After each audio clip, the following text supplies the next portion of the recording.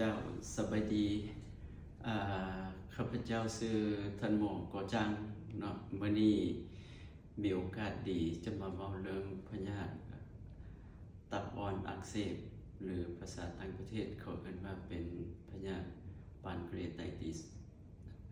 พยาธินี่แม่นการตอบสนองต่อภูมิคุ้มกันของตับอ่อนเห็นให้ตับอ่อนมีอาการบาดเจ็บและระคายเคืองก็ให้มีอาการบวมมีอาการเจ็บเลยเห็นให้การเฮ็ดเวียกของตับอ่อนมีการเปลี่ยนแปลงผิดปกติตับอ่อนมีหน้าที่ย่อยอาหารและควบคุมระดับน้ำตาลในเลือดพยาธินี้แบ่งออกเป็น2ชนิดก็คือเป็นแบบกระทันหันและเป็นแบบซ้ำเหื่ออาการและอาการแสดงของพยาธิตับอ่อนแบบกระทันหันก็คือคนเจ็บจะมีอาการเจ็บท้องโดยเฉพาะมันเจ็บอยู่ส่วนเบื้องซ้ายเจ็บแห้งเวลากินข้าวและเจ็บสอดใส่สักหลังขึ้นบ่าไหล่เวลากดลงไปมันจะเจ็บแห้งหลายขึ้นนอกจากนั้นมันจะมีไข้มีหากมีปวดหากหัวใจตีไวหรือหันใจยากถ้าเป็นอาการของตับอ่อนอักเสบแบบซับเหื่อมันจะมีเจ็บอยู่ส่วนเบื้องซ้ายเจ็บเป็นหายเลยใช้เวลาโดนน้ำหนักลดโดยบ่ได้ตั้งใจคนเจ็บจะท้องซับเหื่อและอาจจะมีกลิ่นเหม็นผิดปกตินอกจากนั้นจะมีอาการของเบาหวานก็คือคนเจ็บจะหิวน้ำหลายหิวข้าวหลายกินหลายเยี่ยวหลายฉะนั้นสาเหตุของพยาธิตับอ่อนอักเสบมีหลายสาเหตุแต่ตัวหลักๆก็คือมีการอุดตันของท่อน้ำบีโดยเฉพาะมันมีนิ้วอยู่ถุงบีตกลงไปอุดตันอยู่ท่อน้ำบีนอกจากนั้นแม่นคนเจ็บกินเหล้าสูบยาคนเจ็บที่มีน้ำหนักเกิน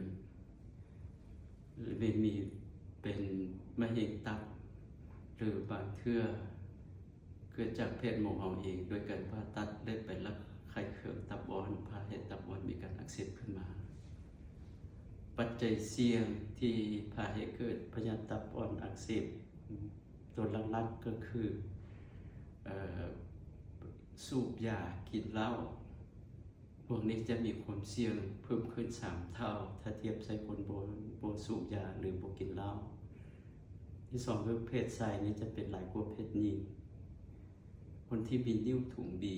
คนที่เป็นเบาหวานในครอบครัวที่ว่ามีประวัติเป็นพยาธิตับอ่อนอักเสบมาก่อนอันนี้จะมีความเสี่ยงที่เพิ่มขึ้นการบ่งมติแม่นอิงใส่อาการแสดงและประวัติที่ว่ามานี้นอกจากนั้นต้องได้กวดเลือดเบิ่งว่าธาตุอะมิลาสอยู่ในเลือดมันสูงบ่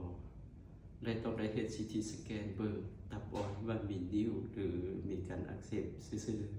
ๆการปิ่นปัวแม่นปัวตามสาเหตุถ้าหากว่ามีนิ้วก็ต้องได้เอานิ้วออกถ้ามีการอักเสบต้องได้ให้ยาต้านเชื้อให้เหมาะสมนอกจากนั้นควรจะให้ยาแก้เจ็บแก้ปวดให้เพียงพอสูบน้ำให้เหมาะสมโดยเฉพาะแม่นต้องเว้าเรื่องโภชนาการอาหารการกินให้สมดุลฉะนั้นถ้าหากว่าในครอบครัวของทานหรือคนใกล้เคียงทานที่มีอาการหรือมีความเสี่ยงที่ว่ามาครับถึงนั้นให้รีบร้อนใจไปหาแพทย์หมอเพื่อให้คำปรึกษาในการป้องกันและการปิดปัวให้มันถูกต้องตามหลักการปิดปัวจึงบ่มีปัญหาต่อสุขภาพของทานของครอบครัวของทานและคนที่ใกล้เคียงของทานถ้าบ่ได้รับการปิดปัวให้ท่วมทันอาจจะ พาให้เสียชีวิตได้เราขอบใจ